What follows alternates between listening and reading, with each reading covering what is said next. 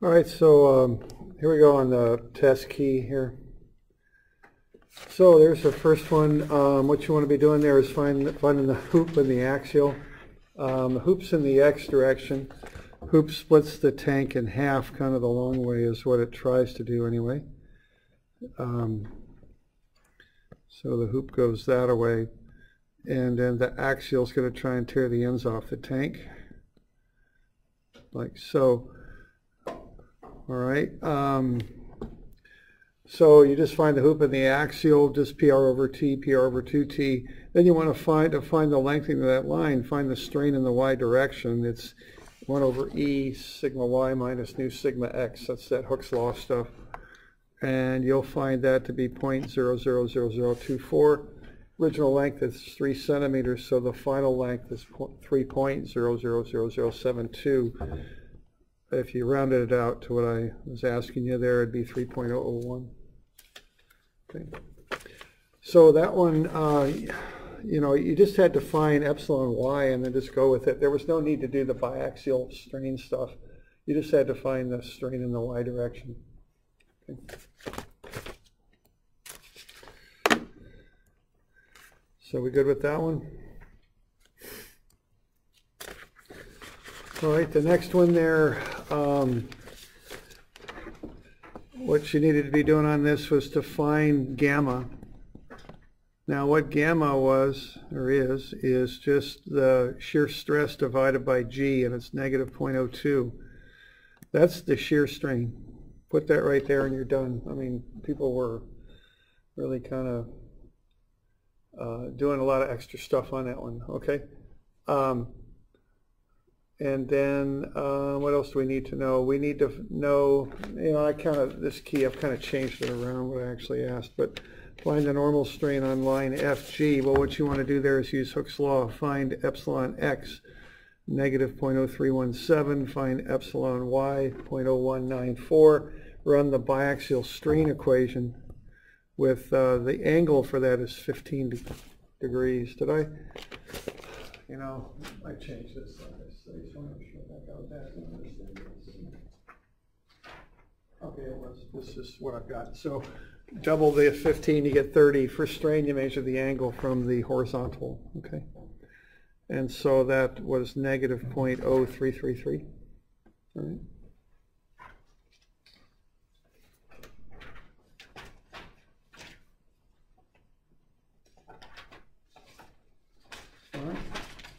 The one after that, what we want to be doing on that one is to find the lengthening of the lines and the new angle ABC. So find the, you're given the strains, so just use them and add them to 1 and then multiply them by the original length and you get 4.86 and 6.21. And then to find the new angle ABC, you take the original 90-degree angle, pi over 2 radians, and just add that angle to it in radians, 0.018. Okay. So on those first three, you know, there was an awful lot of just wasted effort that I saw, and there was some apparently not an understanding of what strain is too. Some people on one of these were running in doing stress and all this kind of stuff. So you know, that was a bit of an issue on this test. It was kind of nailing down exactly what you needed to do and then doing it, because, you know, there was a fair amount of wasted effort, as I say. Okay. Okay, the next one there.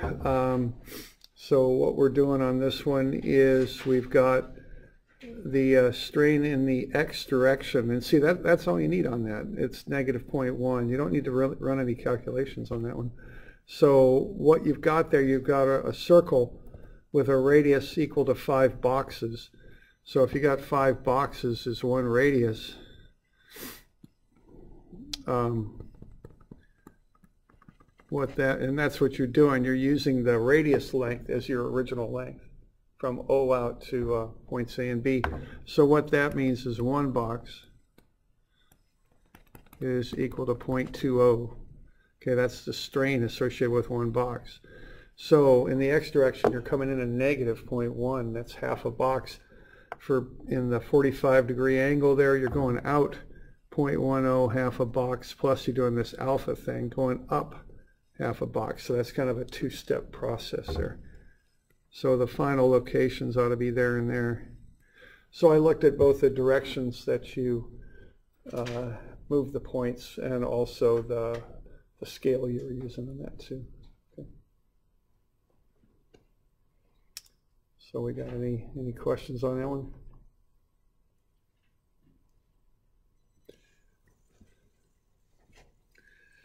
All right, the next one there, what you want to do, or what you wanted to be doing on that, was to find the moments of inertia. These ones are inches, so you know it's just 3 inches and 8 inches. That's all there is to it, except you got to take half, of course, to get the radii. So 4 inches and 1.5 inches. So it should have been 1.27 times 10 to the minus 6, and 394 inches to the 4. Okay, on this one here, what you want to do is you want to find the angular speed in radians per second. So you got to convert the 1800 revolutions per minute to 188.5 radians per second. Then you take the torsion there, the 680 pound-inches, get that converted into pound-feet. That's so divide it by 12, you get pound-feet. Multiply that by the angular speed, and you've got power. But that's in foot-pounds per second. So what you want to be doing there is divide that by 550 to get into horsepower. Comes out to be 19.42, so you'll be using a 20 horsepower engine with that, or motor, I should say. Okay. You good with that? These last ones kind of diverge a little bit from what I had on my original piece, so let's see what we got.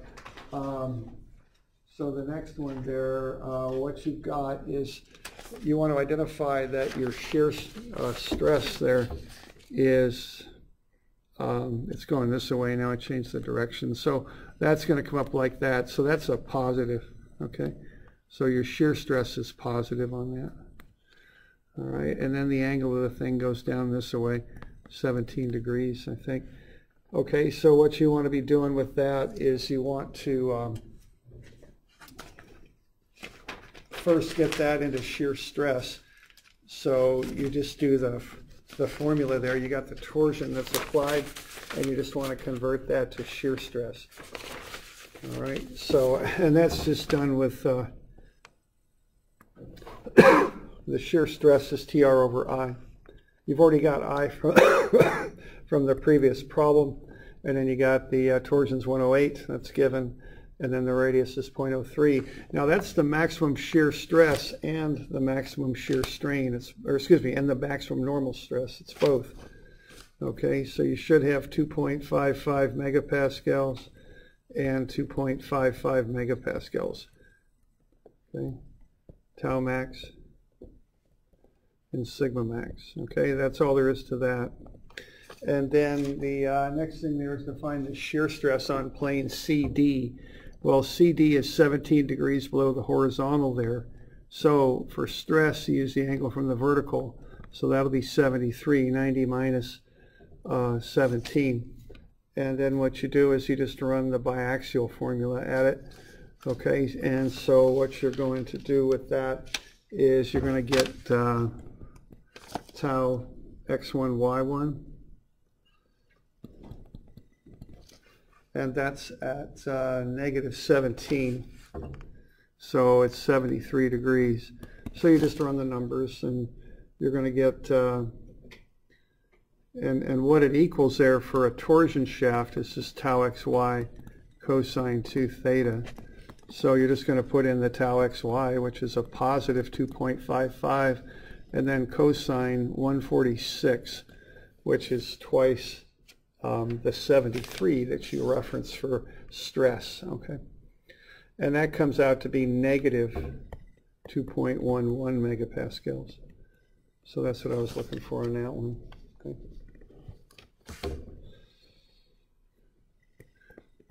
So what you got going on there is you've got a shear diagram that looks like that. So when you put together your diagram for the maximum normal stress, those two shears get you this, the other two get you that. You get a diagram like so. So the one to pick for the maximum normal stress is the third one from the right. Okay, it's got a plane like that, and then the two stresses acting that way. Okay.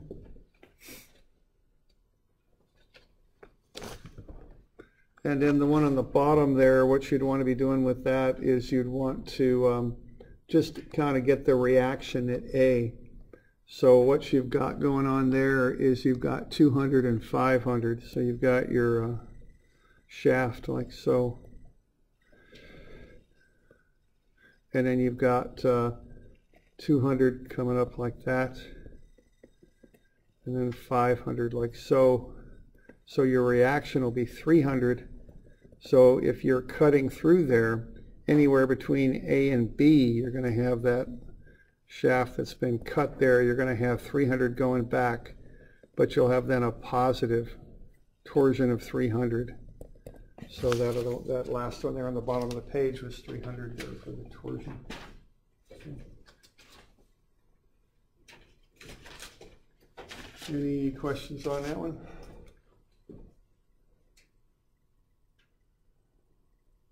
Okay.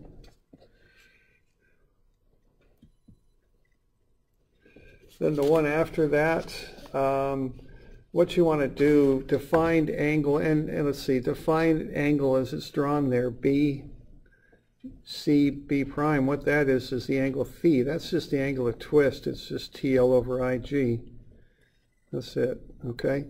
So it's 0.0907 radians. Put in the torsion. Now to get the torsion, what you'd want to be doing on that is you've got the force going down like that at 6,000 newtons. And so the torsion will be that 6,000 newtons times the offset, which is the radius, 0.03 meters. And that's 180 Newton meters, okay? And so that goes in for the torsion. You got the length at 1.6. You've got I and G, which are pretty much given there, 0.0907. 5.2 degrees. There was a little confusion on which angle fitted where. I just kind of put it in the right spot for you down there. Okay. And then the other one is really the shear strain is what it is. There's different ways you could have gotten it, but the other, I just go ahead and find the shear stress, 4.25 times 10 to the 6, divided by G, you get the shear strain, 0.0017 radians, which is 0.0974 degrees. Okay. There were other ways you could have done it too. You could have made a triangle out of it and found that arc length and did a little bit of trigonometry there with this big triangle BAB prime. Okay, like so. So this angle here is 5.2 degrees. That's the twist angle at the top of the shaft. The other one is really the shear strain, though there's other ways you could have calculated it. 0.0974 degrees for that.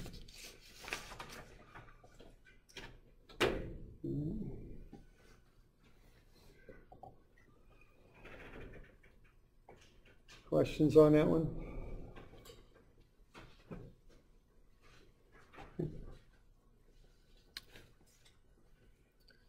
All right. So that's number 2 there.